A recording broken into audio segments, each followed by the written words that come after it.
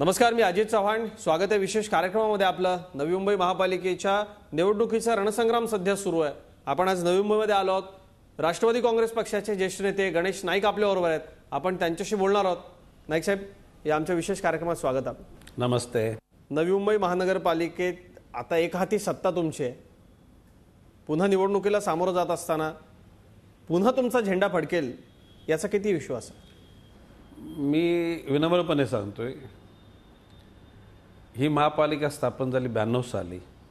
95ला पहिल्या सार्वत्रिक निवडणुका झाल्या. त्यावेळेला 57 पैकी 34 नगरसेवक माझ्या नेतृत्वाखाली इथे निवडून आले आणि गेल्या सार्वत्रिक निवडणुकांमध्ये 89 पैकी आमचे स्वतःचे 56 आणि 2 पाठीराखी देणारे अपक्ष असे 58 नगरसेवक आमचे निवडून आले. ह्या वेळेला सुद्धा जो इष्टांक सत्तेसाठी लागतो तो थोडा इष्टांक आम्ही गाठू असा माझा विश्वास आहे. सतत गेली काही वर्ष घराणेशाहीचा आरोप गणेश नाईक यांच्यावरती नवी मुंबईमध्ये होत होता. या निवडणुकीमध्ये तुमच्या घरातला एकही उमेदवार तुम्ही दिलेला नाहीये. गणेश नाईक या घराणेशाहीच्या आरोपाला एक पाऊल मागे सरकत घाबरले अशी चर्चा आहे. याला काय उत्तर द्याल? नाही, हे चुकीचे आहे. मी अजून सुद्धा या मताचा आहे की कर्तृत्ववान माणसं असतील आणि जर त्या ठिकाणी जर जनसामान्याला ती भावत असतील तर एखाद्या घराण्यातले 1 काय 2 काय 4 काय 5 पण लोक आले तरी मला त्याचं गम्य वाटत नाही. किंबहुना पहिल्या सार्वत्रिक निवडणुकीमध्ये संजू नाईक महापौर झाले. पुन्हा 5 वर्ष नंतरच्या कालखंडामध्ये मी मंत्री झालो. संजू नाईक खासदार झाले. संदीप नाईक आमदार झाले. सागर नाईक महापौर झाले. प्रश्न असा आहे की काही लोकांना त्याची असूया वाटली. विरोधकांनी त्याचं भांडवल केलं. आज फक्त मी स्वतः ठरवलं की त्याला या एका 5 वर्षामध्ये आपल्या कोर कुटुंबातला कोणी नसू दे, आपण त्या ठिकाणी अन्य घटकांना त्या ठिकाणी संधी देऊन बघूया काय होतं ते. परंतु जो कोणी म्हणत असेल की विरोधकांच्या ह्या प्रचाराला वगैरे, हां, त्यांनी हीन पद्धतीने प्रचार केला एकाच घरांमध्ये सगळ्या गोष्टी, आणि काही लोकांना ते वाटलं सुद्धा असेल. माझं असं म्हणणं आहे की या ठिकाणी कर्तृत्व शून्य असलेली जर माणसं जर त्या ठिकाणी मी पुढे आणली असती तर तो आरोप निश्चितपणे योग्य आहे. परंतु तुम्ही बारकाईनं जनसामान्यामध्ये जा. संजू नाईकाविषयी कोणी वाईट बोललं असं मला कधी ऐकायला आलं नाही. संदीप नाईकाविषयी कोणी वाईट बोललं मला कधी ऐकायला आलेलं नाही. सागर नाईकाविषयी कोणी वाईट बोललं मला ऐकायला नाही. आणि त्यांनी प्रत्येकाने खासदार म्हणून, आमदार म्हणून आणि महापौर म्हणून आपल्या त्या पदाला न्याय देण्याचा पूर्ण प्रयत्न केलेला आहे. आणि म्हणून घराणेशाहीच्या आरोपामध्ये आम्ही पाठीमागे आलो या गोष्टीत अजिबात दम नाही. भविष्यकालामध्ये ज्या दिवशी वाटेल त्या दिवशी पुन्हा 4 काय 5 पण उभे करेन, परंतु कर्तृत्ववान असली तरच. या निवडणुकीमध्ये, या महापालिकेच्या निवडणुकीला सामोरं जाताना तुमच्या भात्यामध्ये काय काय बाण आहे? काय तुमच्याकडे लोकांना असं सांगण्यासारखं की मी हे केलंय पुन्हा मला महापालिका द्या? नाही, बाब अशी आहे की ह्या महापालिकेचा सुरुवातच माझ्या नेतृत्वाखाली झालेली आहे. किंबहुना मी विनम्रपणे मुंबईचं नेतृत्व करणाऱ्या नेत्यांना, ठाण्याचं नेतृत्व करणाऱ्या नेत्यांना आणि कल्याणचं नेतृत्व करणाऱ्या नेत्यांना विनम्रपणे सांगेन की नवी मुंबई महानगरपालिकाने आपल्या महापालिकेची तुलना करूया. नवी मुंबईमध्ये प्रत्येक माणसाला एक आनंद देणारी बाब सर्वच गोष्ट आम्ही निर्माण केलेली आहे. पाण्याचा प्रश्न घेऊया. आम्ही 50 रुपयामध्ये 30,000 लिटर पाणी देतो. किंबहुना 24 तास पाणी देण्याची क्षमता आमच्यामध्ये. फक्त लोक सांगतात की 24 तास भदभद आहे, पाणी वाहतंय, नको आहे, आणि म्हणून आम्ही त्या ठिकाणी उलट ते कंट्रोल केलेलं आहे. मुंबई महापालिकेमध्ये ब्रिटिशांच्या कालखंडात जे धरणं झाली त्याच्यानंतर काही धरणांचा त्यांनी अपर वेतना वगैरे बनवले असतील, परंतु मुंबईमध्ये लोकांना मुबलक पाणी आज सुद्धा मिळत नाही. ठाण्यामध्ये तर आज काल परवा कळव्याला हंडे मोर्चा निघाला. अशा प्रकारची ही महापालिकेची लोक उद्याला येथून सांगतील नवी मुंबईच्या विकासाकरता आम्हाला नेतृत्व आमच्या ताब्यात द्या, तर ते लंता हसेल. म्हणजे हे सगळं तुमच्या उत्कृष्ट नियोजनाचं फलित आहे आणि त्याच्यावर तुम्ही मत मागा. डेफिनेटली. आणि मी तुम्हाला पुढे सांगतो मी की नवी मुंबई महापालिकेचे आजचं ढोबल उत्पन्न 1500 कोटी आहे. पगार, आरोग्य, शिक्षण, साफसफाई, अन्य इतर बाबीकरता 500 कोटी रुपये जातात. 1000 कोटी रुपये विकासाकरता शिल्लक राहतात, जे त्या प्रमाणामध्ये मुंबईकडे नाही राहत, ठाण्याकडे राहत नाहीत, कल्याणकडे राहत नाहीत. किंबहुना नवी मुंबईमध्ये काम करणाऱ्या कर्मचाऱ्याला समान कामाला समान वेतन दिलं जातं. या महापालिकांमध्ये काही ठिकाणी ठेकेदारांच्याकडे काम करणाऱ्याला किमान वेतन सुद्धा दिलं जात नाही.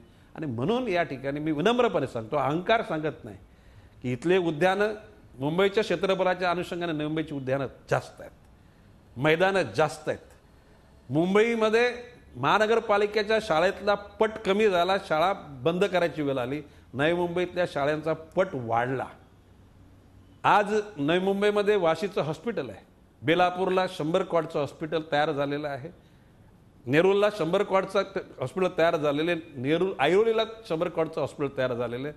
पुढे घनसोली, कोपरखेरणा आणि पुन्हा MIDC एरियामध्ये सुद्धा 2 ठिकाणी असे 5 हॉस्पिटल बांधण्याचा मनोदय. नवी मुंबईच्या लोकांना आरोग्याचा प्रश्न पुढे कधी सतावणारच नाही. सिनियर सिटीजन करता प्रत्येक वॉर्डमध्ये विरंगुळा केंद्र, एखाद्या मोठ्या उद्यानामध्ये सुंदरपैकी अशी छोटीशी इमारत, ज्यामध्ये ज्येष्ठ जातात, रमतात, मस्तपैकी पंख्याखाली TV बघतात, त्या ठिकाणी कॅरम खेळतात, बुद्धिबळाचा डाव मांडतात, पुस्तकं वाचतात आणि जर मग कंटाळा आला तर ते फेरफटका करतात. अशा प्रकारचं ज्येष्ठांना सन्मान करणारं शहर नवी मुंबई हे भारतातलं एकमेव आहे. किंबहुना अन्य परिवहन सेवांमध्ये 50% फक्त त्या ठिकाणी सवलत आहे. नवी मुंबईच्या परिवहनमध्ये ज्येष्ठांना 75% सवलत आहे. ETC जे डिझॅबल, जे अपंग कर्णबधीर ज्या मुलांकरता आम्ही वाशीला एक सुंदरपैकी शाळा चालवतो. प्रत्येक विद्यार्थ्याने 3 लाख रुपये खर्च करतो. भारतामध्ये अशा प्रकारची एखाद्या डिझॅबल लोकांसाठी, अपंग लोकांसाठी अशा प्रकारची संस्था कुठेच काढली नाही. अशा संपूर्ण विविधपूर्ण त्या ठिकाणी गोष्टी आहेत. वंडर पार्क हे नवी मुंबईचं आकर्षण आहे. हे करताना सुद्धा 15 वर्षापूर्वी मी शब्द दिला होता की येती 20 वर्ष घरपट्टी वाढणार नाही, नाही वाढवली. पाणीपट्टी वाढणार नाही, नाही वाढवली. जकात म्हणजे सेस आताचे LBT नाही वाढवणार, नाही वाढवली. काही एक्सपोर्ट कंपन्यांची काही LBT रद्द झाली म्हणून त्या ठिकाणी तो 1% 1.5% करून टाकलं. एरवी त्या ठिकाणी आमची तशी इच्छाच नव्हती. आमच्या आयुक्तांना मी सांगितलं होतं की 1% ठेवा, पण त्या आयुक्तांनी पेन्सिल फिरून त्या ठिकाणी ते निघून गेले आणि म्हणून तो 1.5 आणि 2% परत आलेला आहे. माझं स्पष्ट मत आहे की जनतेवर कर न टाकता जनतेला सुख सोयी देण्याची धारणा नवी मुंबईच्या नेतृत्वानं दिलेली आहे आणि म्हणून गेल्या 20 वर्षापासून नवी मुंबई जनतेने माझ्या नेतृत्वाखाली इथे सत्ता दिलेली आहे. आणि मी विश्वासाने सांगतो, नम्रपणे सांगतो, पुन्हा सुद्धा नवी मुंबई जनता माझ्याच नेतृत्वाखाली सत्ता देईल. गणेश नाईक खूप विश्वास व्यक्त करतायत. नवी मुंबईची जनता पुन्हा गणेश नाईकांच्या बाजूने कौल देईल. पण आणखी ही जी नवी मुंबई आहे, हिची झेप, हिचा पल्ला आणखी किती मोठा त्यांना गाठायचा आहे, काय त्यांच्या डोक्यामध्ये प्लान्स आहेत नवी मुंबईकरांना, काय ते आणखी देतील आणि या निवडणुकीमधलं राजकीय आव्हान गणेश नाईकांसाठी किती मोठं आहे, बोलूयात एका ब्रेकनंतर.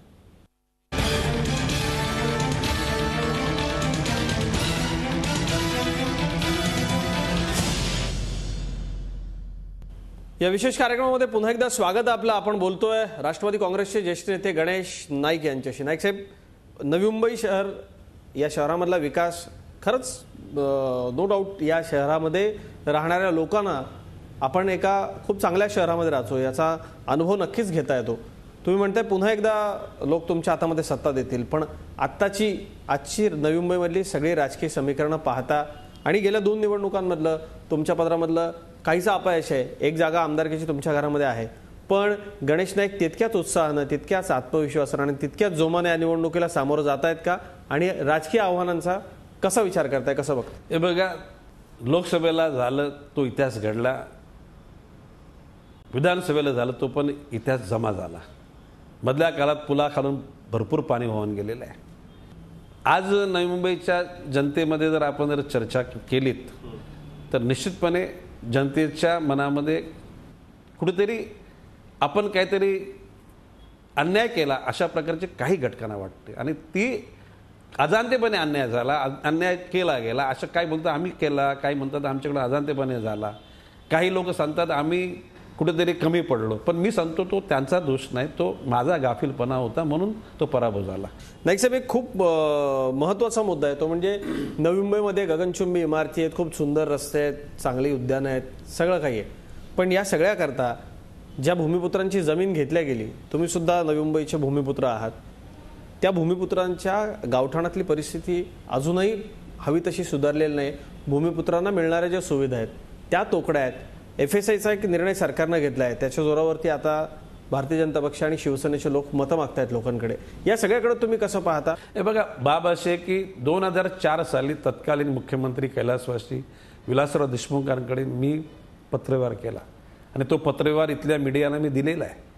त्यावेळेला त्यांना मी म्हटलं होतं की ह्या सिडकोने बांधलेल्या धोकादायक इमारती त्यांना 2.5 FSI देऊन त्यांचं पुनर्बांधणी व्हायला पाहिजे. आमच्या गावामध्ये अतिशय दुरावस्थेमध्ये असलेली वस्ती हिला क्लस्टरच्या माध्यमातून निर्माण करण्याकरता 4 FSI द्यायला पाहिजे. आणि त्याचबरोबर मुंबईमध्ये SRA होते, तर आमच्याकडे झोपडपट्ट्याकरता SRA का होऊ शकत नाही, याचा पाठपुरावा मी करत गेलो. दुर्दैवानं विलासराव देशमुख साहेबांचं मुख्यमंत्रीपद गेलं, पुन्हा आले, दुर्दैवानं त्याचं निधन झालं. त्यांच्यानंतर अशोकराव आले. अशोकराव चव्हाणांच्याकडे सुद्धा तसाच पाठपुरावा केला, तसाच पुरावा पृथ्वीराज चव्हाणांच्याकडे केला. दुर्दैवानं त्यांच्या मनात काय होतं मला माहीत नाही, परंतु त्यांनी तेवढं गांभीर्यानं घेतल्यामुळे त्या ठिकाणी 2.5 FSI निर्णय घेतला गेला. सही आता भाजप पण आम्ही झटपट करून आणलं, मग त्याच्याकडे तुम्ही कसं? फक्त सही करायचं बाकी राहिलं होतं. आणि त्या सगळ्या नवी मुंबईच्या जनतेला किंबहुना जे जाणकार आहे त्यांना सगळ्यांना माहिती आहे. म्हणजे मंत्रालयातल्या सचिवांना माहिती आहे की त्यावेळेला म्हणजे पृथ्वीराज चव्हाणांनी सही करायला उशीर केला, म्हणून तो GR निघू शकला नाही. क्लस्टर डेव्हलपमेंटचा सुद्धा GR तयार होत होता, तो पण आता निघाला. म्हणजे भाजप तुमचं श्रेय लागतंय असं म्हणायचं? नाही, डेफिनेट लाटतं असं म्हणणं नाही. हे सगळे गोष्टी शिजवल्या आम्ही, वाढण्याचं काम ते करतायत. आता बाबत चांगली गोष्ट आहे, परंतु हा 2.5 FSI सुद्धा फॉल्टी आहे आणि क्लस्टर सुद्धा फॉल्टी आहे. म्हणजे 2.5 FSIच्या विरोधात आहात तुम्ही? 2.5 FSIच्या योजनेच्या बरोबर आहे, पण त्याच्यामध्ये सिडकोचं इन्व्हॉल्वमेंट याच्या विरुद्ध आहे. जर का ही संपूर्ण यंत्रणा ADTP जर त्या ठिकाणी महानगरपालिकेचा असेल, पाणीपुरवठा महापालिका करते, त्या ठिकाणी रस्ते महापालिका बांधते, त्या ठिकाणी मलनिसरणाची योजना महापालिका करते, बगीचे, मैदानं, सर्वच गोष्टी महापालिका करतात. सिडकोची तर गरज काय? सिडकोने सगळं घेऊन आटोपलेलं आहे. सिडकोने गाशा गोंडाळून निघून जायला पाहिजे, तरच 2.5 FSI हा क्लस्टर सुद्धा होऊ शकेल. किंबहुना काय असा तोटा म्हणजे लोकांच्या करता काय असा तोटा आहे? या क्लस्टरमध्ये काय दिलेलं आहे? प्रकल्पग्रस्त लोकांनी बांधलेली घरे, ही घरे एका विविध क्षेत्रफळापर्यंत एका भावाने, जास्त असेल तर आणखी भाव, आणखी जास्त भाव असेल तर आणखी भाव. आणि त्या ठिकाणी सिडकोने शब्द दिला होता की आम्ही प्रकल्पग्रस्त लोकांना नोकऱ्या देऊ, रोजगार देऊ. ते न दिल्या कारणानं त्या लोकांनी तिथे चाली बांधल्या आणि त्या चालीतल्या भाड्यांवर त्यांचं जीवन आज चालू आहे. त्या चालीतल्या भाडेकरूंच्याकडून येणाऱ्या भाड्याच्या जागा त्यांच्या होणार नाहीत, हे सुस्पष्ट आहे. म्हणजे साधारणपणे या नवी मुंबईतला जो प्रकल्पग्रस्त 80% लोकांचं जीवन हे त्या भाड्यावर आहे. जर उद्याला ह्यांची ही क्लस्टर योजना राबवली गेली तर हे 80% प्रकल्पग्रस्त रस्त्यावर येतील. मी असं म्हणणार नाही भिका मागण्याची वेळ येईल, परंतु यांच्याकडून निश्चितपणे तरुणांची मनोवृत्ती गुन्हेगारीकडे जाईल. काही लोक चिटिंग करायला लागतील, काही लोक म्हणजे रॉबरी करायला लागतील. आणि ते टाळण्याकरता खरं म्हणजे त्यांच्या नावावर जी चाल आहे, त्यांना जे भाडं येते, तो FSI त्यांच्या नावावर होऊन त्या टावरमध्ये त्यांना त्याचं मालकी मिळाली पाहिजे. किंबहुना अन्न वस्त्र निवारा ही गरज आहे. म्हणजे सरकारने घेतलेल्या निर्णयातली ही गोम लोकांपर्यंत अजून पोहोचलेली नाही. किंबहुना अन्न वस्त्र निवारा ही माणसाची गरज आहे. नवी मुंबई महापालिकेमध्ये सागर नाईक महापौरांच्या नेतृत्वाखाली ठराव पारित झाला, चर्चा होऊन संमत झाला. त्याच्यामध्ये आज तागायत ज्यांनी महानगरपालिकेला कुठेतरी घरपट्टी दिलेली आहे त्या माणसाचं अस्तित्व त्या ठिकाणी मंजूर करा आणि त्याच्या अनुषंगाने शासनाने तसा निर्णय घ्यावा अशा प्रकारे विनंती केलेली आहे. त्या लोकांना सुद्धा त्या ठिकाणी कसल्या प्रकारची शाश्वती राहिलेली नाही. जो राज्य सरकारने FSI 2.5 FSI देण्याचा निर्णय घेतलाय, त्या निर्णयामध्ये नेमकी काय चूक आहे? कसे प्रकल्पग्रस्त नाडले जाणार आहेत? प्रकल्पग्रस्तांच्या फसवणुकीवरती गणेश नाईक बोट ठेवत आहेत आणि महापालिका निवडणुकीच्या तोंडावर हा निर्णय झाला असं सांगतायत. राष्ट्रवादी काँग्रेसच्या जाहीरनाम्यामध्ये नेमक्या अशा काय वैशिष्ट्यपूर्ण गोष्टी आहेत की ज्यानं पुन्हा लोकांनी राष्ट्रवादी काँग्रेसला मतदान करावं? आपण बोलूयात गणेश नाईक यांच्याशी एका ब्रेकनंतर.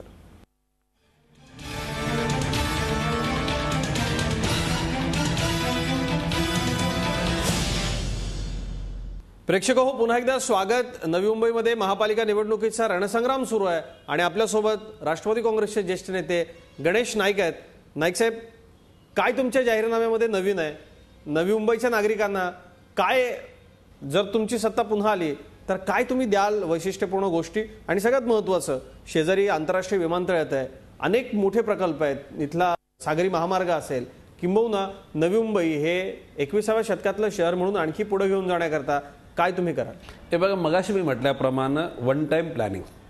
या शहराला सिंगापूर सारखं बनवावं, झोपडीतल्या लोकांना अतिशय आरोग्यदायक घर मिळावीत, गावच्या लोकांमध्ये एक प्रकारच्या ज्या अनधिकृत बांधकाम धोकादायक इमारती निर्माण होतील, जीव जाईल, त्या इमारतींचं पुनर्निर्माण व्हावं आणि सिडकोने बांधलेल्या ज्या धोकादायक इमारती तिथल्या लोकांना सुद्धा नवीन इमारतीमध्ये मिळावं.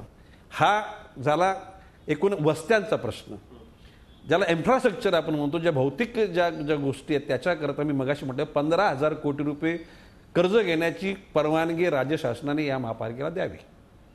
राज्य शासनाच्या एकाही न्याय पैशाची मागणी न करता मी मगाशी म्हटल्याप्रमाणे 5 वर्षामध्ये इथलं संपूर्ण भौतिक सुविधा निर्माण करून त्या ठिकाणी येणाऱ्या 15 वर्षामध्ये मी मगाशी म्हटलं की 1500 कोटी रुपयापैकी 500 कोटी खर्च होतात, 1000 कोटी रुपये शिल्लक राहतात. 15 वर्षामध्ये 15,000 कोटी रुपये रिफंड करून या शहराला आंतरराष्ट्रीय दर्जाचं शहर बनवण्याचा माझा इरादा आहे.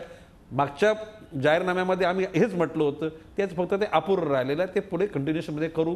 किंबहुना या शहरामध्ये राहणाऱ्या विविध धर्म, जाती, पंथ, वर्णाच्या लोकांना अतिशय त्यांच्या ज्या गरजा आहेत त्या गरजा ज्या आहेत त्या म्हणजे कुठे प्रार्थना स्थळं असतील, दफनभूम्या असतील, स्मशानभूम्या असतील, या सर्व गोष्टींची दखल आम्ही घेतलेली आहे. या ठिकाणी असलेल्या अनेक आंतरराष्ट्रीय दर्जाच्या आता ज्या आणखी गोष्टी केलेल्या आहेत, इथलं गार्डन असेल, इथे अशा अनेक गोष्टी आहेत की ज्या आंतरराष्ट्रीय दर्जाच्या नवी मुंबईमध्ये, त्याच्यामध्ये आणखी वाढ करण्याचा मनोदय आहे का?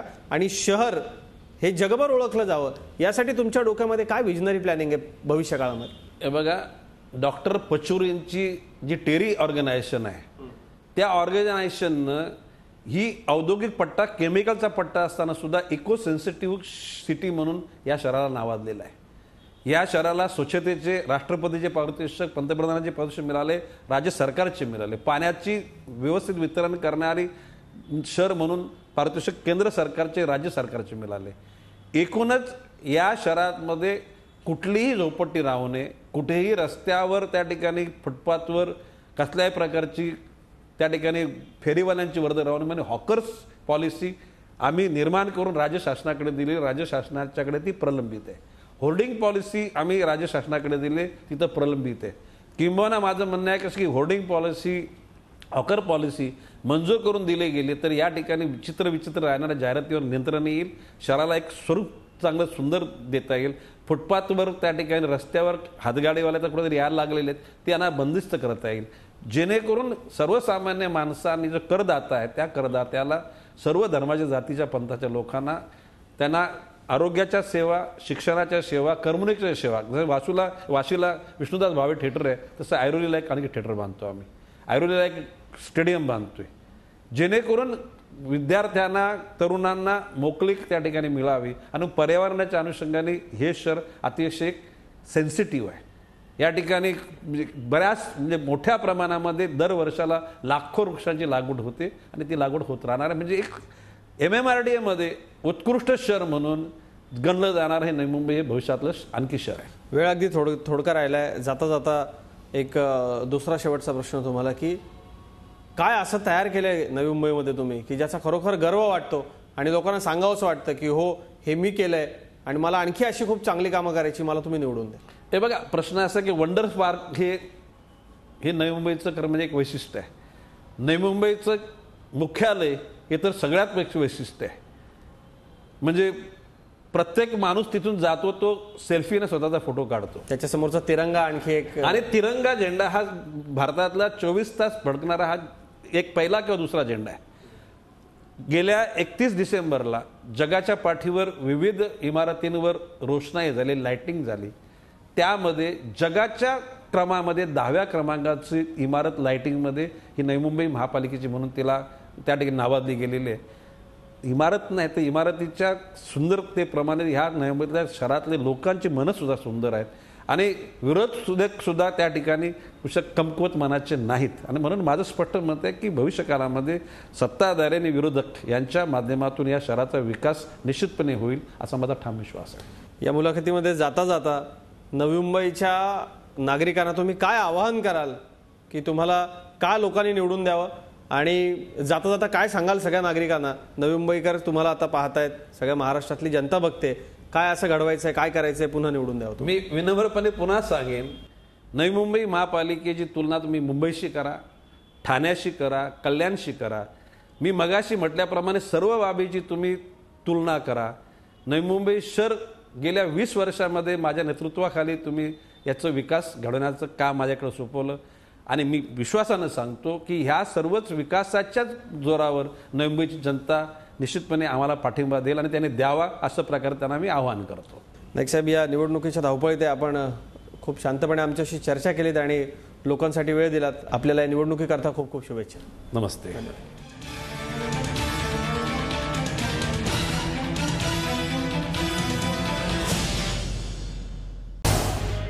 झी 24 तास रहा एक पाऊल पुढे.